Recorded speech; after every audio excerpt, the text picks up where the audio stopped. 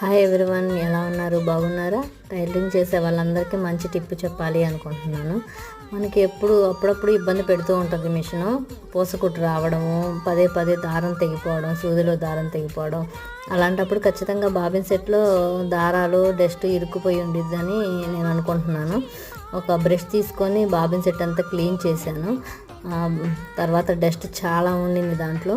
అదంతా క్లీన్ చేసిన తర్వాత ఆయిల్ వేసి నీట్గా క్లీన్ చేసిన తర్వాత పూసకుట్టు రావడం కానీ అలాంటివి ఏం లేవు. దారం కూడా తెగిపోవటం లేదు. నేను వారానికి ఒకసారి ఇలా క్లీన్ చేస్తూ ఉంటాను. నేను కొత్త బ్రష్ తీసుకున్నాను మిషన్ క్లీన్ చేయడానికి. మన కోసం అంత కష్టపడి మనీ సంపాదించి పెట్టేటప్పుడు మిషన్ కోసం ఒక 10 రూపాయలు పెట్టలేమా అనే ఉద్దేశంతో నేను కొత్త బ్రషే తీసుకున్నాను. అంతా క్లీన్ చేసి ఆయిల్ వేసిన తర్వాత కుట్టు చాలా నీట్గా వచ్చేసింది. నచ్చితే మీ అందరూ కూడా ట్రై చేయండి.